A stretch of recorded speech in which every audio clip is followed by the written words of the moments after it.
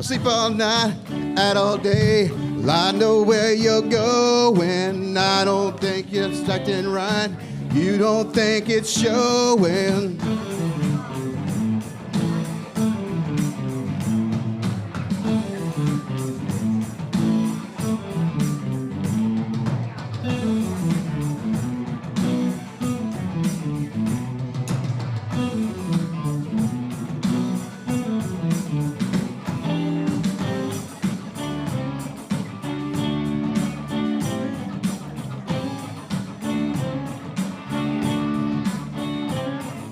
Jumping up, falling down, don't misunderstand me. You don't think I know your plan, what you trying to hand me?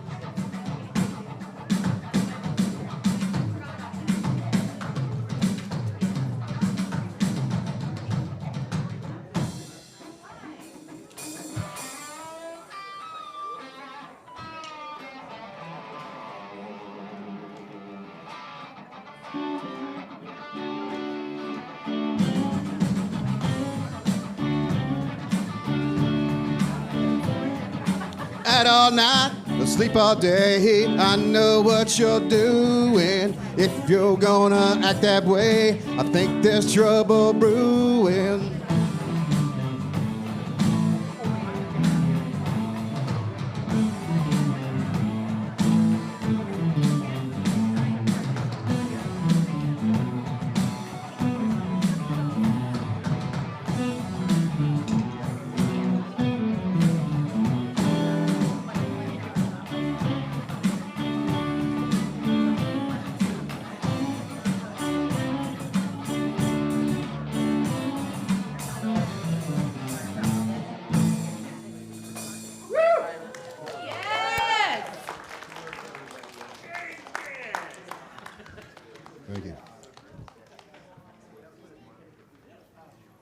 Oh, I had a slide for that.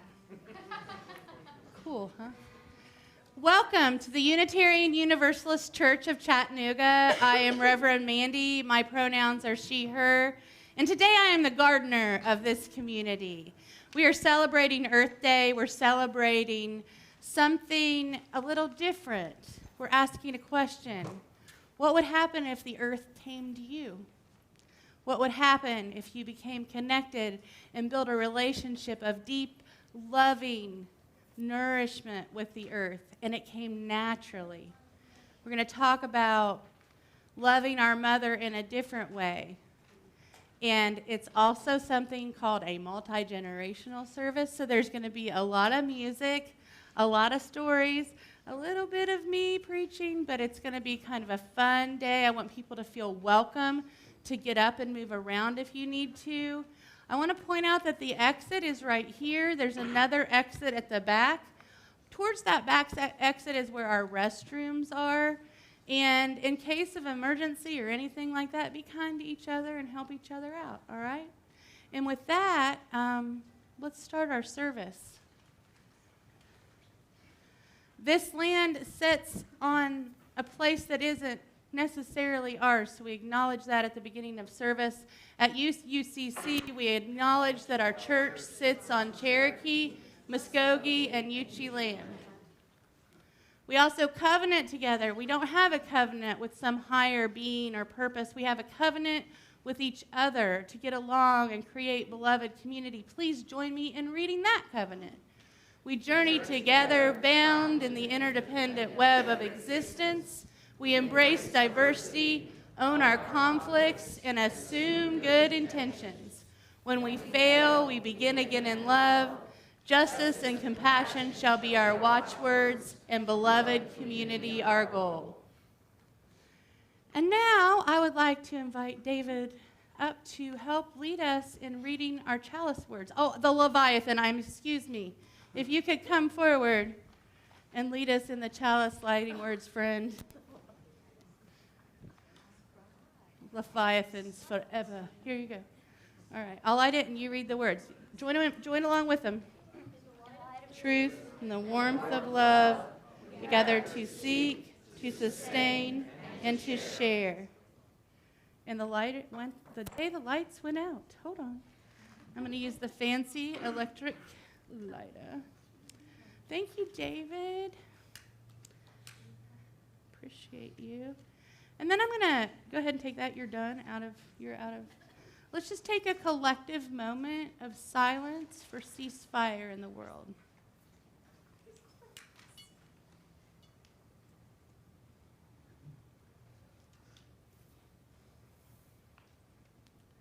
Thank you for that. So, it is a tradition here for people who feel the need to rise in body and or spirit and greet your neighbor. What we don't always skillfully do at the end of that is get to the opening song and singing. So there's a band today to help us make that transition. Also, this is a community where we believe strongly in consent. If you don't want a high five or a hug or talk to for that matter, just sit down. You don't have to get up. This is not a requirement. It is a choice. And then we will move on. All our hymns are going to be cool today. So please rise and greet your neighbor if you are willing and able.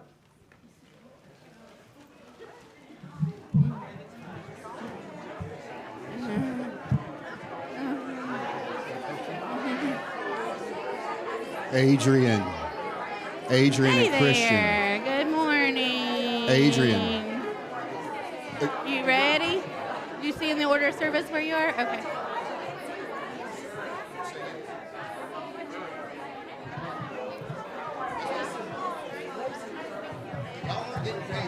I'm surprised. Put another zero on my paycheck, okay?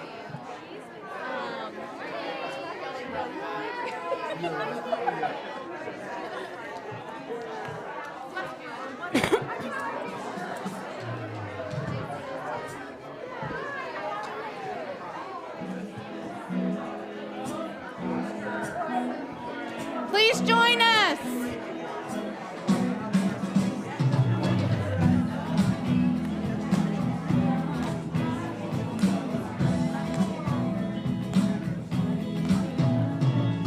Don't you feel it growing day by day? People getting ready for the news. Some are happy, some are sad. Oh, gotta let the music play. What the people need is a way to make them smile. It ain't so hard to do if you know how. Gotta get a Message, get on through. Oh, mama, don't ask me what you why. Whoa, listen to the music. Whoa, listen to the music. Whoa, listen to the music all the time.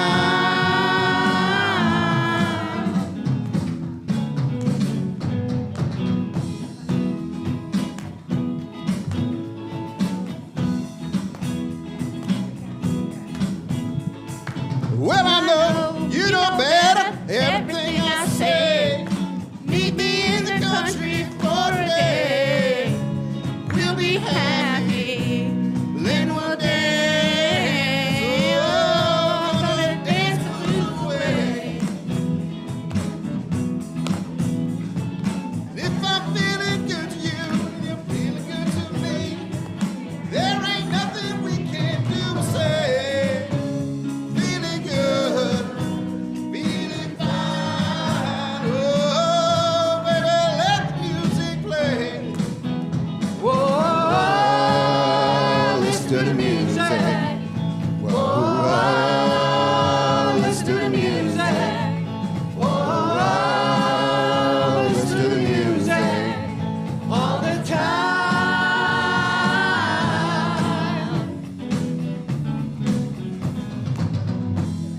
like a lazy flowing river,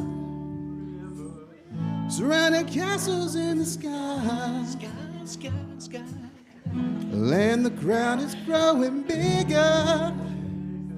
Listen for the happy sound, and I got to let it fly. Oh, oh, oh, listen to the music. Whoa, whoa, listen to the music. Whoa, whoa, listen to the music all the time. Whoa, whoa, listen to the music. Whoa, whoa, listen to the music. Whoa, whoa, listen to the music all the time.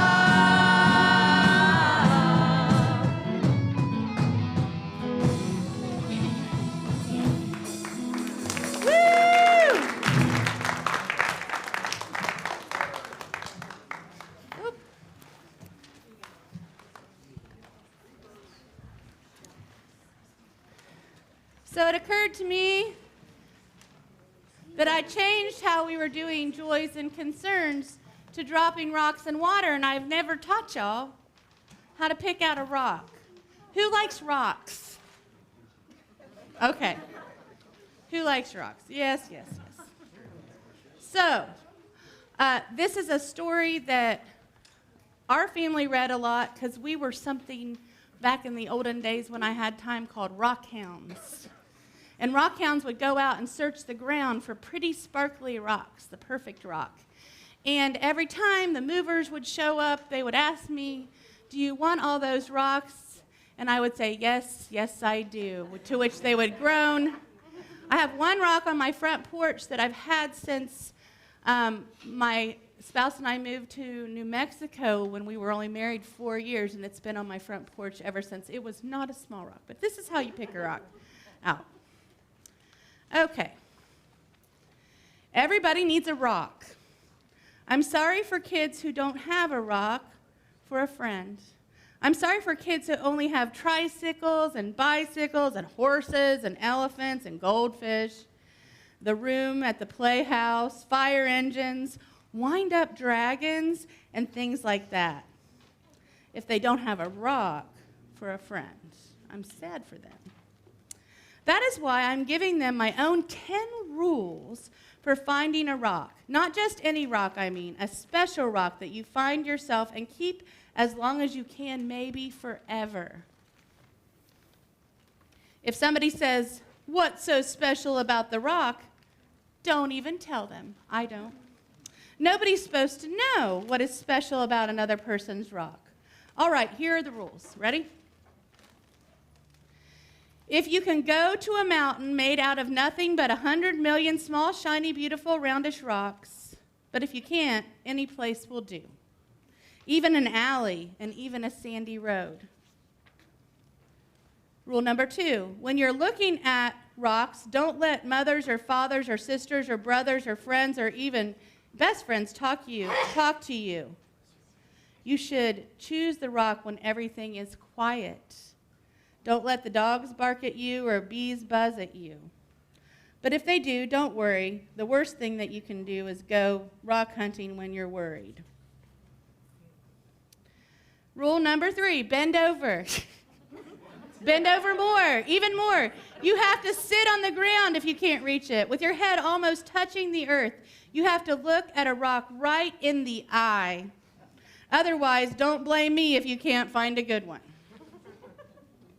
Rule number 4, don't get a rock that is too big. You'll always be sorry. It won't fit in your hand right, and it won't fit in your pocket. A rock as big as an apple is too big. A rock as big as a horse is much too big. Rule number 5, don't choose a rock that is too small. It will only be easy to lose, or a mouse will eat it thinking that's a seed. Believe me, that happened to a boy in the state of Arizona. Rule number 6, the size must be perfect. It has to feel easy in your hand when you close your fingers over it. It has to feel jumpy in your pocket when you run. Some people touch a rock 1,000 times a day. There aren't many things that feel as good as a rock if the rock is perfect. Rule number 7, look for the perfect color. That could be a sort of pinkish gray with bits of silvery shine in it. Some rocks look brown, others are really other colors, but you only see them when you squint, when the sun is right. Another way to see the colors is to dip your rock in the clear mountain stream if one is passing by. Number 8, the shape of the rock is up to you. There's a girl in Alaska who only likes flat rocks. Don't ask me why, I like them lumpy. The thing to remember is about the shape, any rock that looks good with 100 other rocks around it on a hill, but if your rock is going to be special, it should look good all by itself.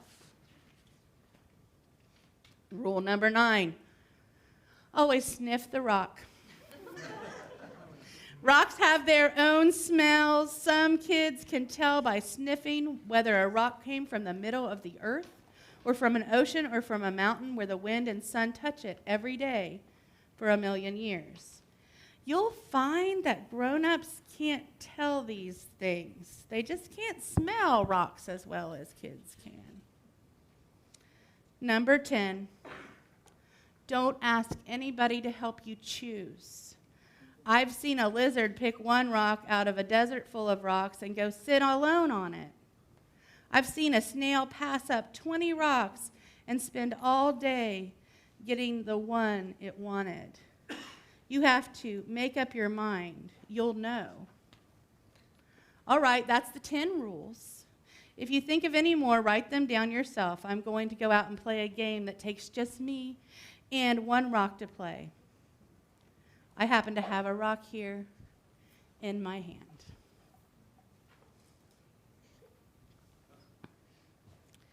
So we're going to begin our ritual. If you are interested, if you have something that you would like to mark, something that you would like to leave here, we're going to come this way for a change. Try something new. Pick up a rock. These are very similar. We don't have to go through all 10 rules. It'll be, okay, like you don't have to, okay, are we good? But I also want to remind you, if you want to take 2, you can put one in your pocket, and you could even bring it or a different rock back next week with the things you held it onto and told it all week. So this is another option for you. I did water the plants this week with the water, like I've been promising. I remember to do that. So here is some fresh water that is blessed by the breath of this community and the earth that it comes from.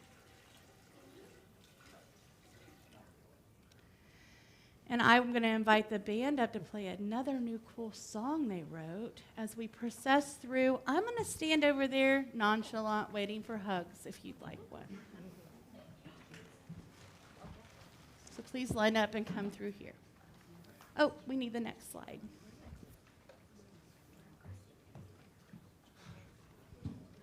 They let me name the song, which I think is hilarious. Because you know you ministers don't get to pick that kind of stuff usually, so I thought that was very sweet. And you may start lining up and coming forward over here. You should have not sat down. You shouldn't have sat down. Okay.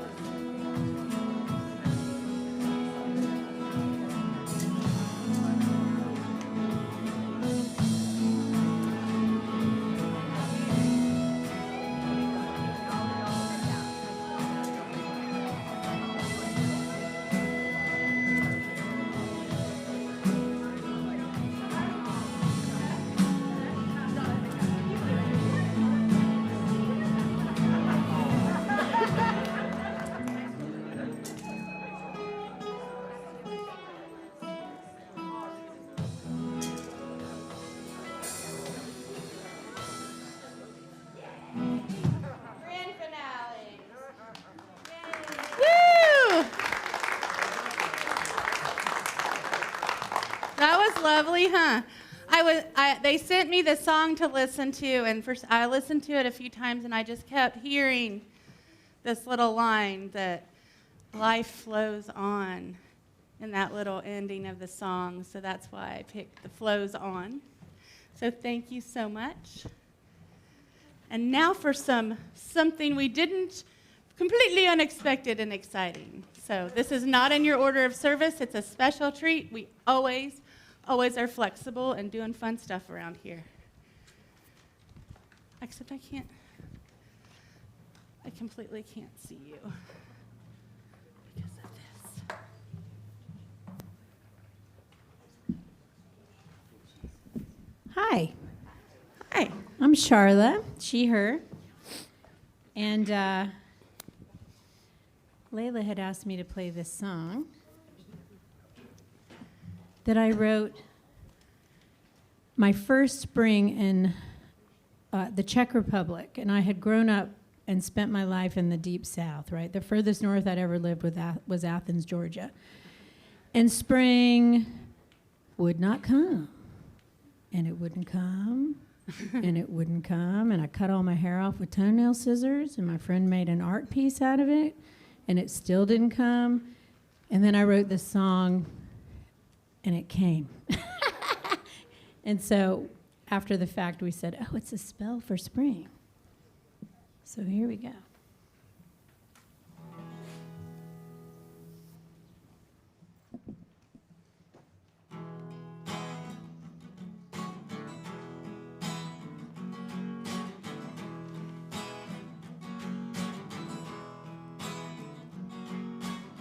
One hand, one crooked finger, hooks. I already messed it up. One hand, one crooked finger, crawl outward, try to remember. Shed skin, make haste with your groaning. Too late, spring forth, responding to the one hand, crooked finger. Too long asleep beneath the heavy ceiling of dirt and bones and pollen. Stretch out to find the sunlight. Too drowsy, too tired to stand upright.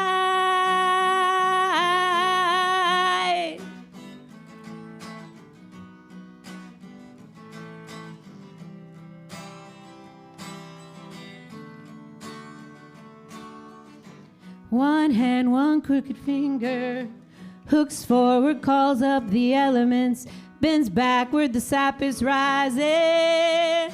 Green, green, green, green, green, green, the sap is rising.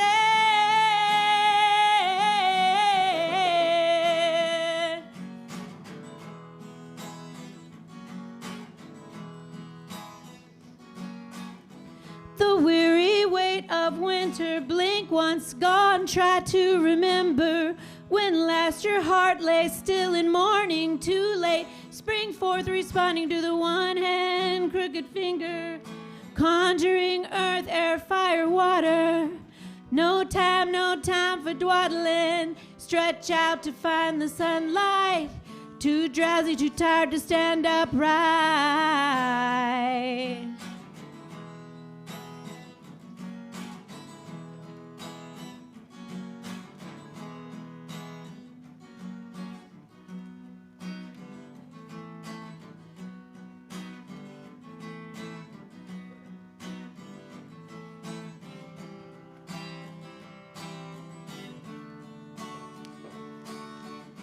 One hand, one crooked finger, hooks forward, calls up the elements, bends backward, the sap is rising. Green, green, green, green, green, green, the sap is rising.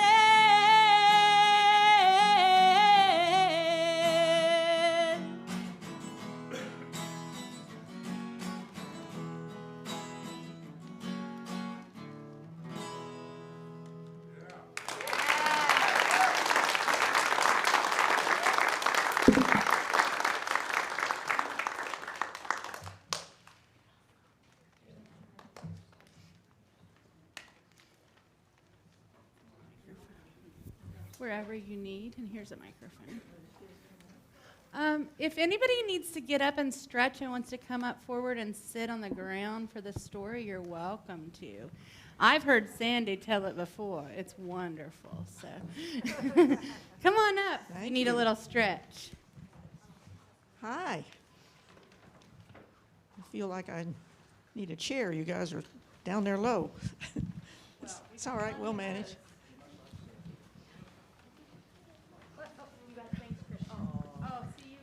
Oh, thank you. That's helpful. Come on over a little closer here. Switch over. There might even be some pictures. Scrunch up there. I want to tell you first that the little prince came from another planet. And he came, well, another planet. He came from an asteroid, B612. That's the asteroid they came from. And so when you get to Earth, he landed on this planet and he's curious to know what in the world's going on here. Who do I meet? How are things going? And so he's sort of lying in the grass, and it was then that the fox appeared. "Good morning," said the fox.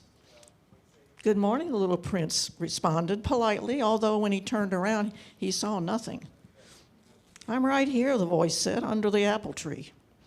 "Who are you?" asked the little prince, and added, "You are very pretty to look at." "I'm a fox," the fox said. "Come and play with me," proposed the little prince. "I am so unhappy."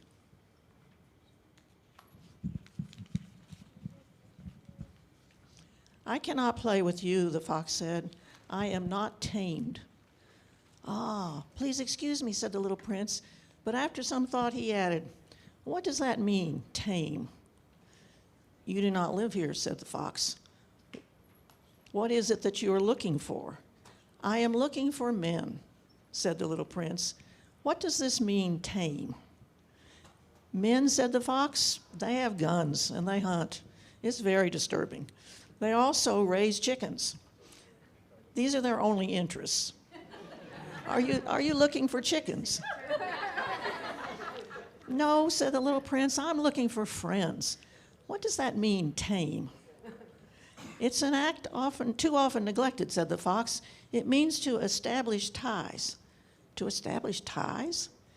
"Just that," said the fox. "To me, you are still nothing more than a little boy who is just like 100,000 other little boys, and I have no need of you. And you, on your part, have no need of me. To you, I am nothing more than a fox like 100,000 other foxes. But if you tame me, then we shall need each other. To me, you will be unique in all the world. To you, I shall be unique in all the world." "I'm beginning to understand," said the little prince. "There is a flower. I think that she has tamed me." "It's possible," said the fox. "On the earth one sees all sorts of things." "Oh, but this is not on the earth," said the little prince. The fox seemed perplexed and very curious. "On another planet?" "Yes." "Are there hunters on that planet?" "No." "Ah, that is interesting. Are there chickens?" "No." "Nothing is perfect," sighed the fox. But he came back to his idea. "My life is very monotonous," he said. "I hunt chickens. Men hunt me.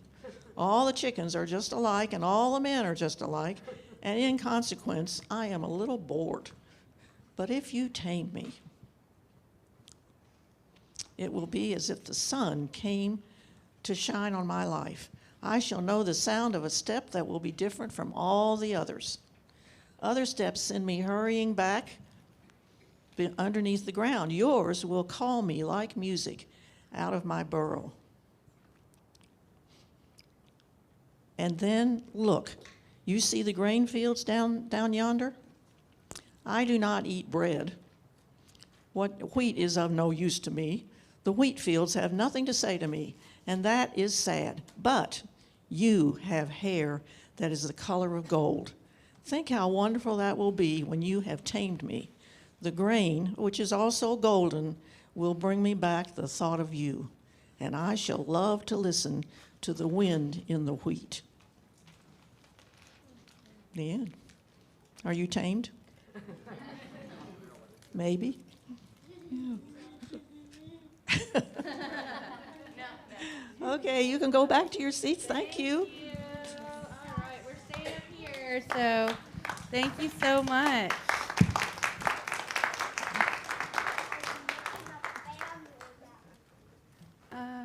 I got ahead.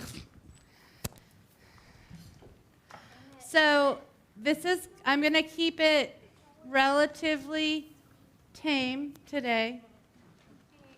Tame can mean many things, right?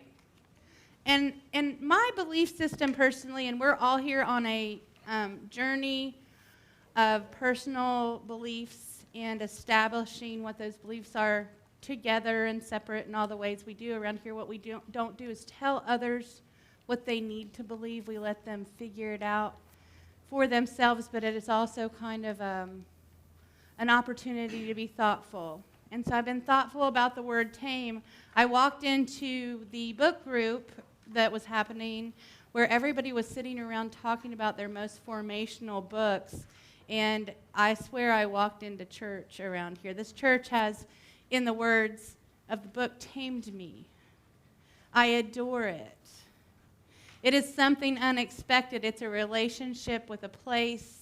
When I drive up the driveway, I feel butterflies in my stomach even after 5 years of excitement of what might happen, what wonders I may receive from knowing all of you.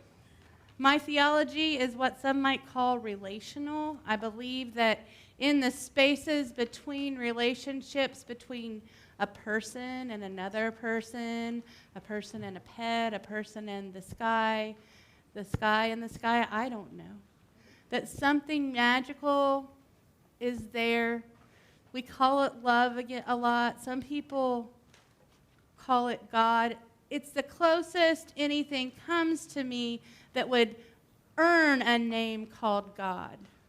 The times when I'm having conversations with my children are the closest thing I've ever come to that. I am somebody also who identifies as a religious naturalist, which sounds bizarre, but here's the thing. In religious naturalism, there's a rejection of supernaturalism, and everybody goes, whoa, I've heard you be a little spiritual. Maybe that's not true. But here's the deal. My sense of wonder is so great. I am so tamed and adore this place and this world so much that I have a patience and a love for listening. And not exactly in believing in everything, but I do believe pretty much anything is possible, and I have witnessed miracles just from being outside or inside or with people. This morning may have been one of those days I may not have noticed, but there was a moment with the chickens where a hawk flew in, and I told the dog to get it, and the dog chased it, and everything went as according to plan with nobody getting taken away. But it was just one of those moments of flow. We talk about that a lot. Flow of being free from thought or worry in the process of doing something that helps nourish our souls. Now, animals can be that for a lot of people, but I want to say that growing up on a farm, tame had a different meaning to me. Because I grew up with the different words like domesticated versus tame versus, livestock. Like there are different categories of our relationships with animals and their relationships with me. And tame always I thought of as something, not a dog or a cat or anything that really wanted to be in the house in the first place. Although I might have had a baby groundhog for a whole day until I loved it too much. So I was very little. That's part of nature, right? We have a process. We have a cycle. And that's one of the things I want us to remember as we allow folks to tame us and us to be tamed to the world, that I want you to remember that it goes both ways, and it needs to be that you make these decisions with doing the least amount of harm you can. There's an author I love. His name is David Sedaris. He's very snarky, and you either love him or hate him. It's fine. It's fine. But I happen to get past all his quirks and adore him, and he tells a story of a fox. He and his husband had moved to England. They were living sort of semi-permanently. He's sort of a drifter. And he began feeding. First he noticed the fox in the garden, coming to see their garden. And so he started throwing compost that might be a little tastier to the fox into a separate pile and feeding the fox. And the fox kept getting closer and closer and closer until there was a dependence on him. And the thing about David Sedaris is he likes to walk along the road and pick up weirdo trash. Queen Elizabeth thanked him for it. He really picked up a lot of trash, this guy. So he was off on one of his walks one evening, and he noticed that the fox followed him. And it was the first time. And when the fox followed him, it got into another fox's territory, and things happened that didn't allow the fox to come back to the garden. And so the thing about taming something is that it needs to be without hurting, something that needs to be not for our own advantage, the advantage and kind of the reciprocity of both people. It needs to be relational. When we take something that's not meant to be domesticated or not meant to be living in our house like a turtle, I've done it 100 times, friends. I've done it 100 times, and the ending can be a little sadder than what we're prepared for in the beginning. So my advice to all of us is if we find a baby bird, we call wildlife rescue. As tempting as it is for me to have another kind of bird instead of a chicken, if you see something hurt, you find the right people to take care of it. I also want to say that if you're out and you want to pick a flower, there are all these nifty little gadgets on your phone that will tell you whether it's invasive or not. And if it's invasive, go for it. But where I'm from in West Virginia, right now it is ramp season. So everyone's out picking wild ramps in the woods. And there's a rule during ramp season. You only cut one leaf off the plant. So as we go into this world and we are tamed by it and it is tamed by us, may that be a relationship not of dominance, but of care and commitment and kindness. And I would also say take a moment every day to fall in love with this earth that supports and nurtures and keeps us, because we need it, and we need to be in a loving, caring, kind relationship with the earth. And that's what I have to say about being tamed. Sandy, you again? Yeah, me again. There we go. Oh, that tamed a lot of people, didn't it? That's why I was using that. I've heard so many stories about solar. The eclipse totality was amazing. But what I have enjoyed the very most, y'all, from the eclipse is the pictures of all of you taking of each other, of people looking up like this. That is one of those moments where we let go and we let ourselves be tamed by what's around us. So in that... I forgot my joke in the sermon. Thank you for letting me catch up. There you go. Social justice moment. Do you want a chair again? No. Okay. Good now. Happy Earth Day. Happy Earth Day. It's actually April 22nd is officially Earth Day, but we're using this day as a special day for Earth Day here. And the subject this month is water for social justice moments. Sandy Kurtz, she, her. I have a number for you. Oh, let me say before that, I also have brought you some trees. If anybody wants to take a sapling redbud tree or a tulip poplar home with them, they're out at the back door. So as you go out the door, you can grab as many as you like. So that's a gift from the earth to you. And we certainly need as many trees as we can get because they serve to help curb climate change impacts and through sequestration and water, and the subject today is water. 303D, that's the number that the Tennessee Department of Environment and Conservation uses when they're talking about the Tennessee threatened and impaired streams in our state. And Chattanooga has is on the list, of course, as all the cities in Tennessee are. Guess how many streams in Tennessee are on the list? All of them. 100% of these streams here are threatened and impaired.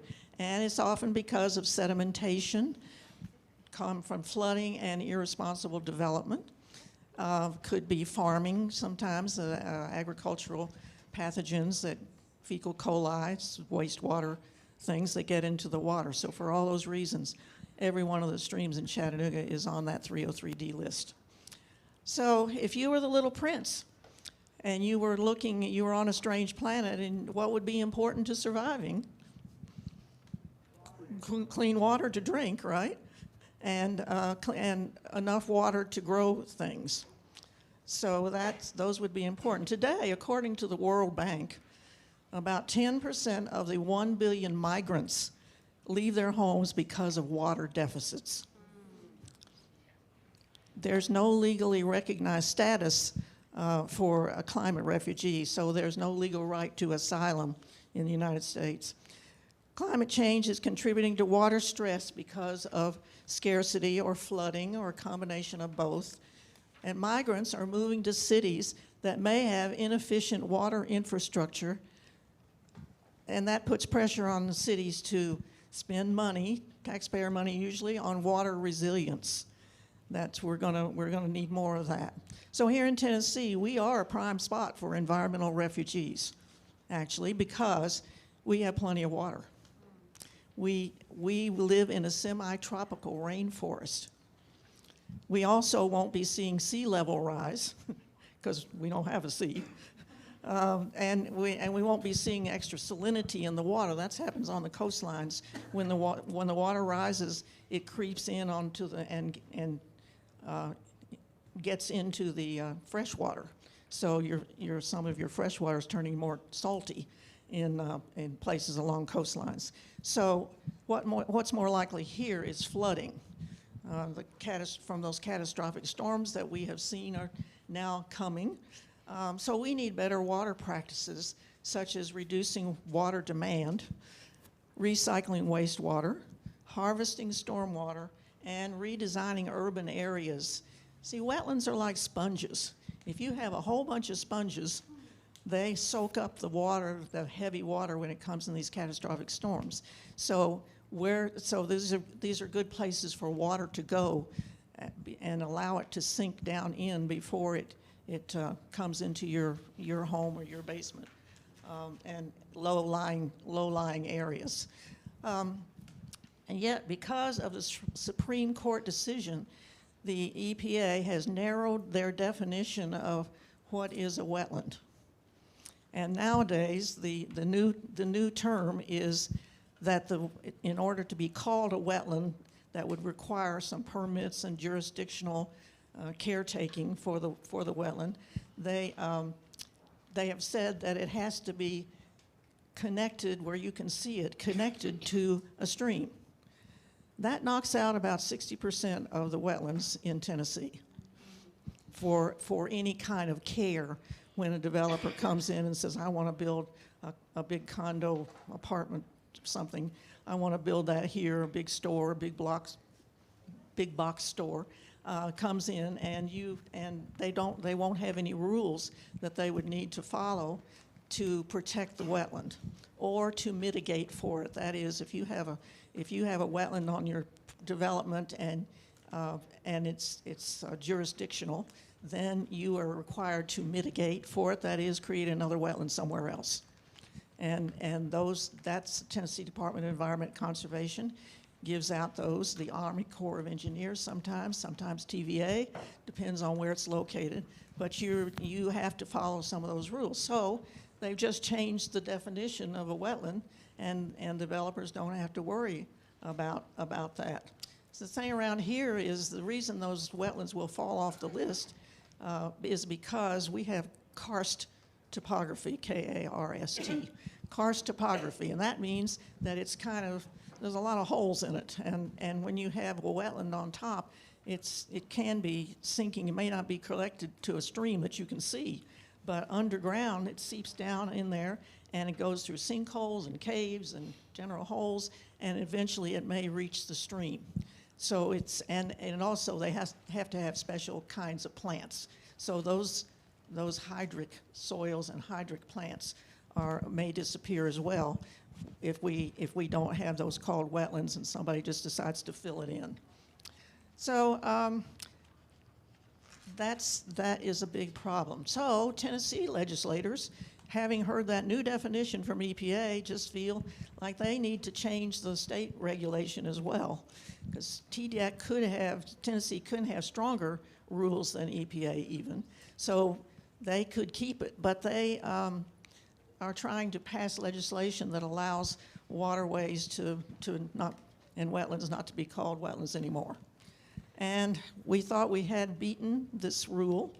The environmental community across the state went to bat to try and stop that from happening, and we did have it shelved for a while, but apparently in the House at least it is back up for consideration.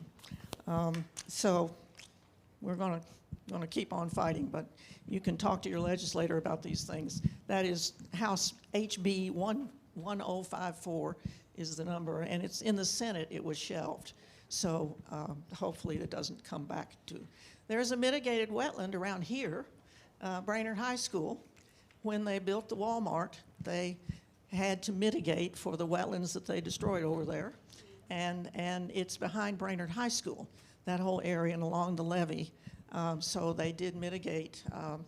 It's larger than the wetland that they destroyed, because usually the ratio is about, if you destroy 1 acre of land, you got to go for 4 acres of mitigation land. So you have to create, it's not so easy to create a wetland actually. It takes years to know if it's really succeeded. And meanwhile, the house is built, or the retail, or the wetland is destroyed. The other one is the Red Wolf Stadium in East Ridge. More recently, there were 20 wetlands on this 100 acres of land there by the interstate. You can see it as you drive by now. You can see the Red Wolf Stadium that was built. Lots of opposition to that, because now they destroyed all but 3 of those wetlands in that area on about 63 acres of land that they have turned into stadium, and now they're building condos, and they just brought in a whole lot of fill dirt, because you have to be a certain level before you can build anything. They're now building the homes and the retail space on what they call the uplands. So the trouble is, where does the water go?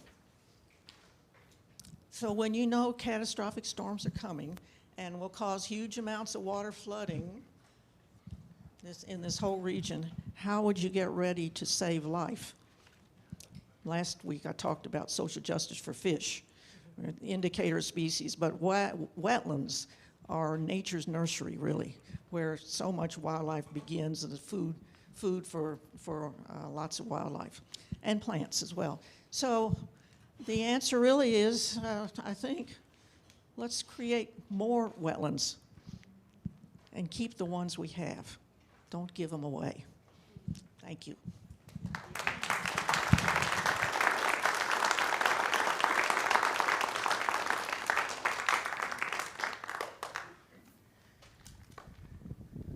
Okay. So, one of the things we do in this community is that we donate our entire offering once a month to a cause that is local and pertains to things in the area. Our Social Justice Committee works on making that decision, and with that, I'm really pleased to introduce the Executive Director of Bridge Refugee Service, sorry. And here's this. Hi. Hello, thank you very much for inviting me. This is not the first time I'm here. And you know, as my position changed, I'm not going to churches very often. I have 2 people whose job is outreach, 3 actually. But never ever I miss an opportunity to come here for the last 25 years that I work with Bridge. I think the mission of our organization and the vision of your church overlaps in so many ways. So we talked about water refuges, we talked about responsibility for those we have tamed. I love Antoine Saint-Exupéry, so thank you for that treat. But I'm actually here to tell you that in our community, there is a small agency called Bridge that works with the international community, actually under umbrella of United Nations High Commissioner for Refugees, to facilitate transition and integration of refugees who come to United States. When we talk about refugees, there are so many different people, species who will fall under this definition. We talked about climate refugees, people who have to leave their homes due to lack of water or other climate changes. For refugees who I work with, and you help by giving your generous donations, are people who have well-based fear for their life based on persecution because of their race, sex, political or social organization affiliation. So very quietly, we resettled thousands of these people in our community. They're your neighbors, your children go to school with them. You might not know that they come through this program. The average time that they spend in refugee camps is 20 years. The average time that it takes to receive permission to be resettled permanently in a third country, like United States, is 4 to 5 years just to go. So less than, there are 80 million, I think, check my numbers on UNHCR website, but I think 80 million people are considered misplaced, displaced due to different reasons. And about 30 million of them will be considered refugees because they were persecuted. Out of these people, less than 1% will ever find a permanent home. So I'm very grateful that our organization can function in our community due to the support of people like you.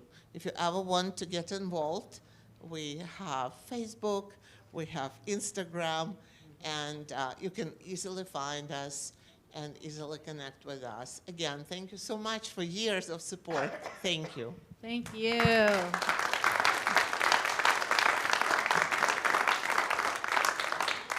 I'll go backwards to the, we're going to see the words first, and then we'll go backwards to the how to give number. With that, the offering will be gratefully received.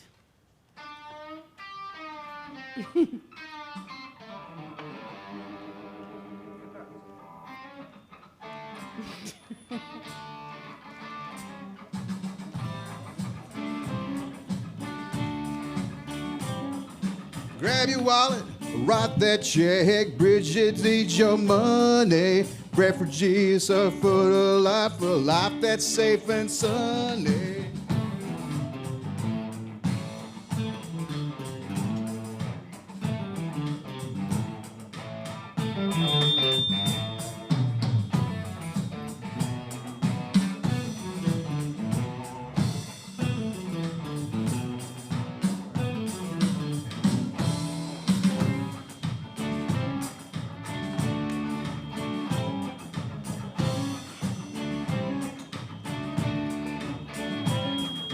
Celebrate this special day. Take care of our earth. Be good stewards for our children. It's urgent, truly worth.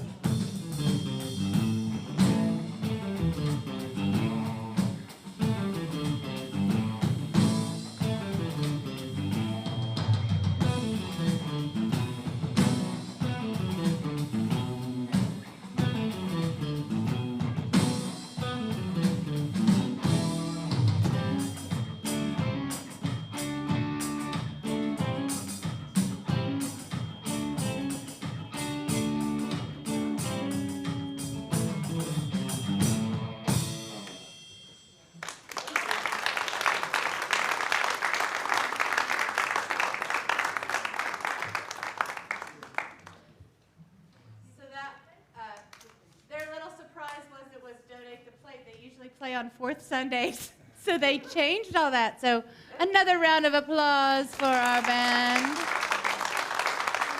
And please join me in our offertory response.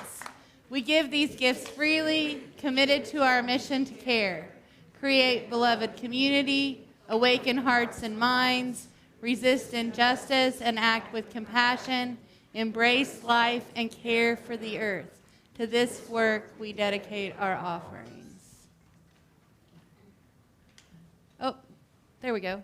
It is a tradition, like lighting a chalice, that Unitarian Universalist congregations sing Blue Boat Home on Earth Day all over the United States. So please rise in body and spirit and join us in our anthem for Earth Day.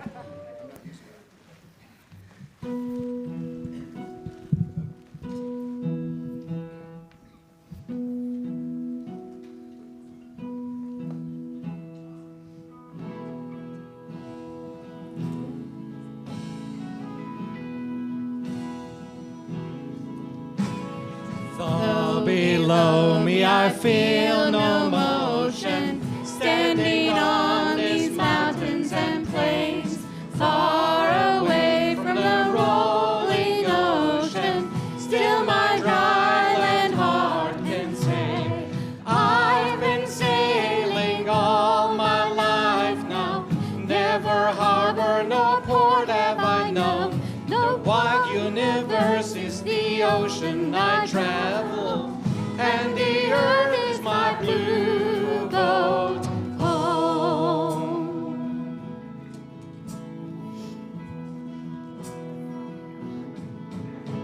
Sun, my sail, and moon, my rudder, as I ply the starry sea, leaning over the edge in wonder, casting questions into the deep, drifting here with my ship's companions, all we kindred pilgrim souls, making our way by the lights of the heavens in our beautiful blue boat home.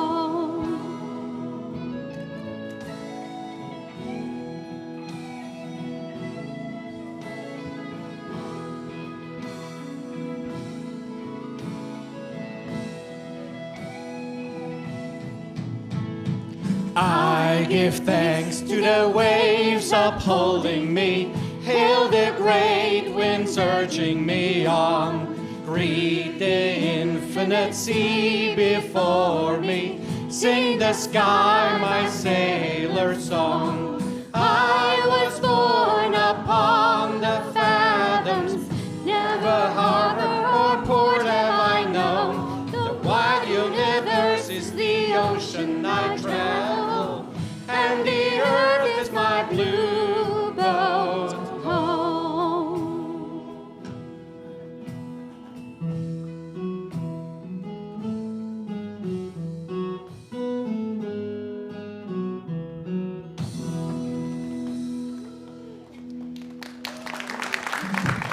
This is going to be pretty quick. Oh. Where do we go? There we go. Okay. Whew. We got into a little clicker battle. I'm done.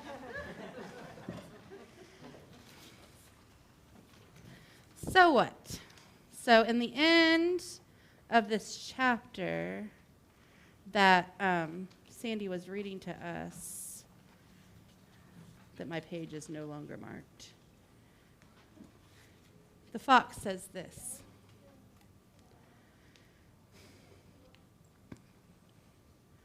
The little prince went back to the fox. Goodbye, he said. Goodbye, said the fox. Here's my secret. It's a very simple one. One only sees clearly with the heart. What is essential is invisible to the eye.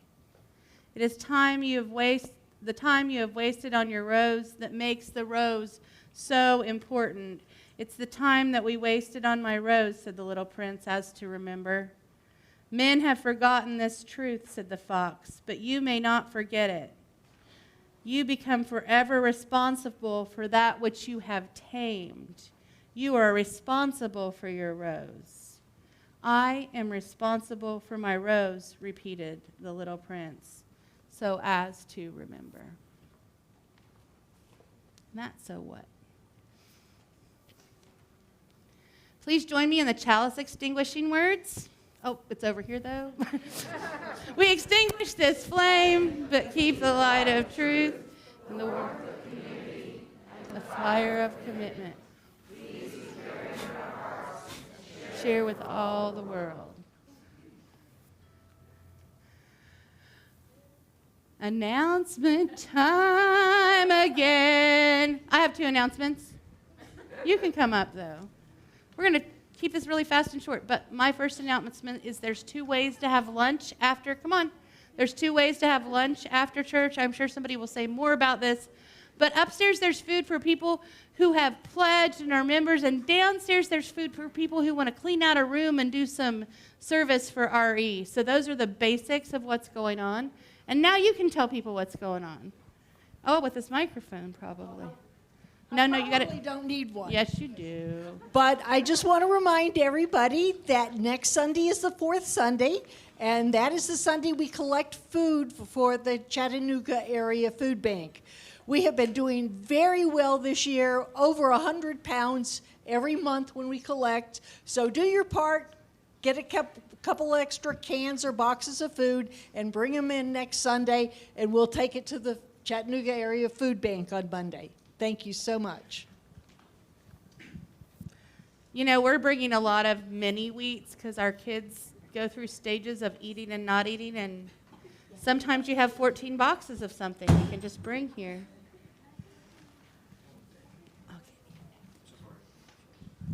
Good morning. I'm Layla, she, her, and basically going to just be reiterating what I said last Sunday. So the first item is that on May 5, we will be celebrating Beltane or Beltane, also known as May Day, right out here by the maypole, which is in the yard. And this is a family event, so everybody is included. We're going to have some crafts for the kids. We also will have some snacky food items, so if you want to participate, the sign-up sheet is going to be out there, and Andre is pointing right back there. It's going to be on that table. So finger food, little sandwiches, lemonade, that kind of thing. The second thing is big surprise music. So first of all, children's choir practice. We will have our first one next Sunday at 10:15. So, yay!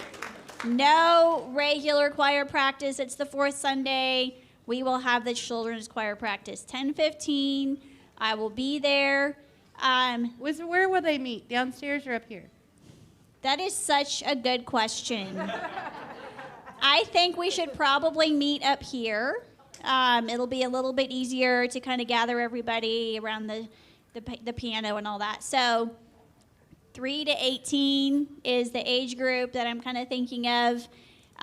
There is a QR code on the announcement board. So if you want to grab that on your way out, I know for my kids, listening is a really good way that they learn stuff. So if you want to play for your kids, you know, on the way to school or something in the mornings, that's a good way to kind of get them familiar with this song. And then, of course, the regular choir, I'm always recruiting. I'm always in recruit mode for the regular choir. We have some brand new members, and that's very exciting. We're starting a new song today, and if you want to join, I will say yes.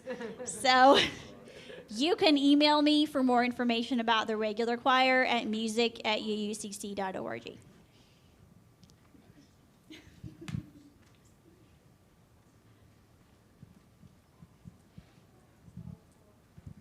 Good morning. Good morning, Tim. I'm here to talk about the food. My name is Tim, and my pronouns are anything you want to say, just don't call me late for dinner. That is an old dad joke, friend.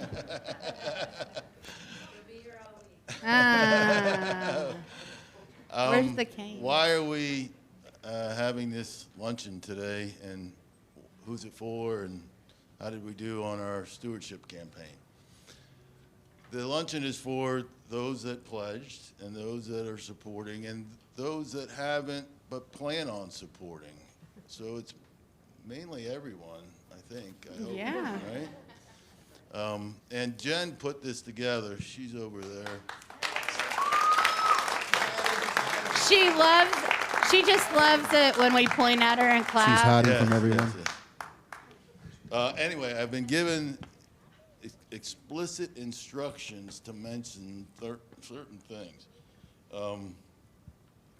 There's sandwiches on the menu, vegetarian and gluten-free. The key, though, is to read the labels carefully. Or That ask way somebody. you know what you're going to eat and won't have a problem there. There is some fruit salad and there's also some desserts, and she's done a wonderful job there.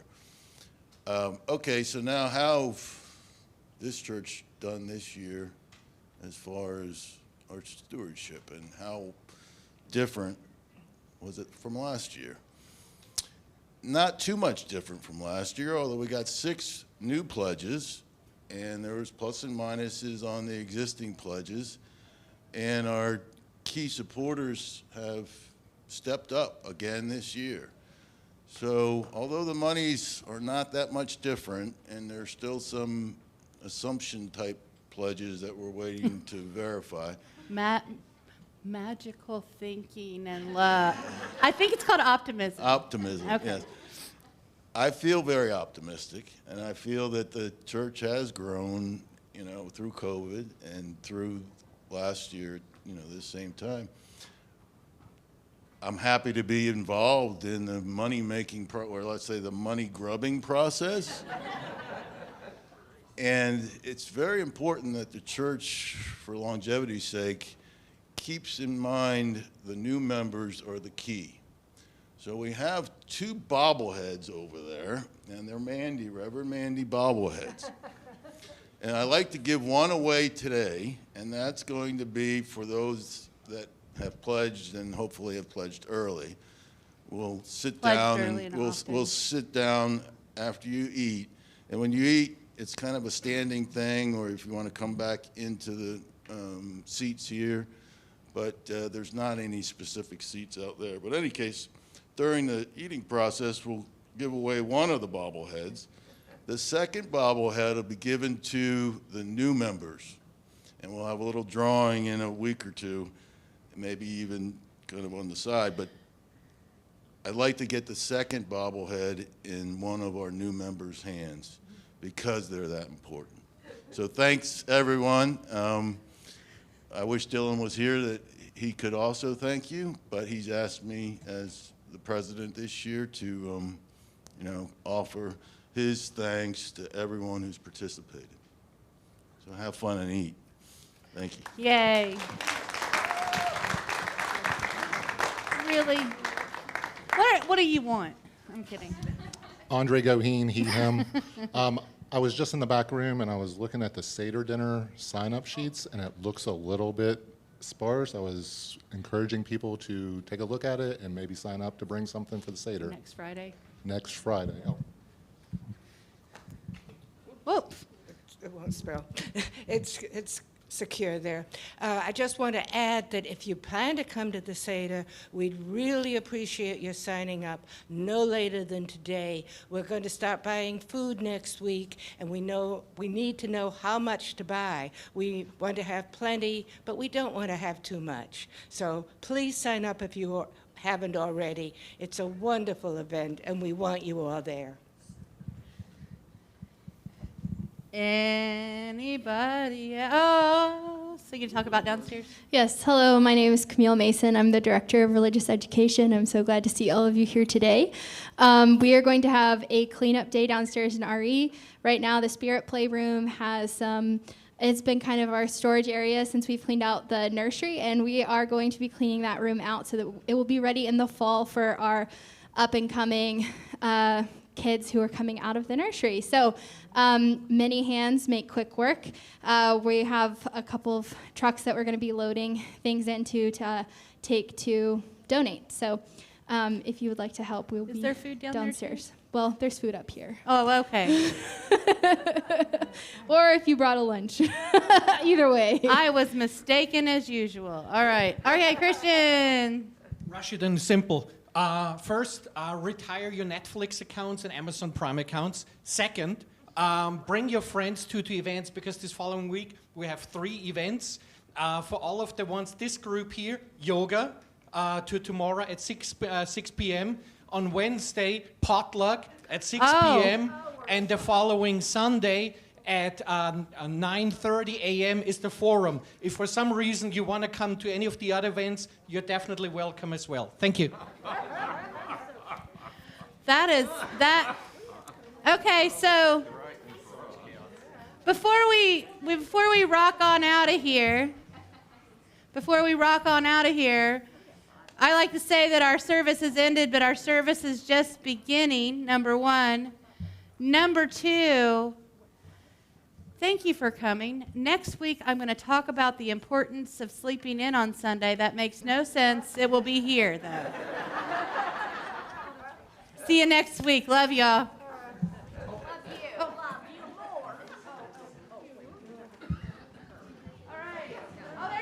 Music, friends.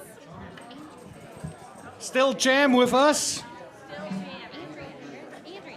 Andrea. Oh, yeah. Get up there. Oh, right. Oh, my God.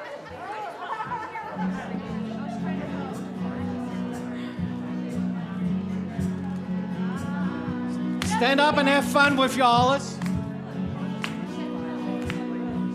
Show us that you're some Beatle fans.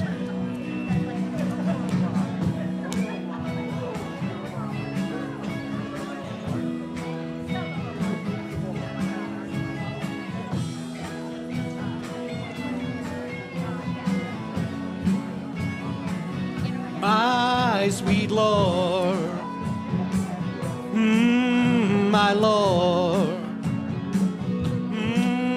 my Lord, I really want to see you, really want to be with you, really want to see you, Lord, but it takes so long, my Lord, my sweet Lord, my Lord, my Lord, I really want to know you, I really want to go with you for lunch, really want to show you, Lord, that it won't take long, my Lord, my sweet Lord, my Lord, my sweet Lord, I really want to see you, really want to see you, I really want to see you, Lord, really want to see you, Lord, but it takes so long, my Lord, my sweet Lord, my Lord, my Lord, I really want to know you, really want to go with you, really want to show you, Lord, that it won't take long, my Lord.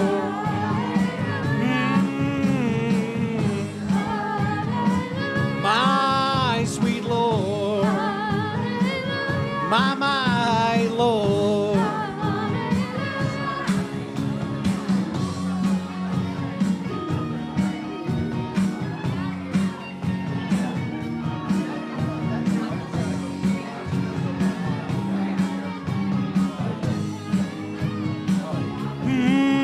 My Lord, my Lord, oh, my sweet Lord, oh, I really want to see you, I really want to be with you, really want to see you, Lord, but it takes so long, my Lord.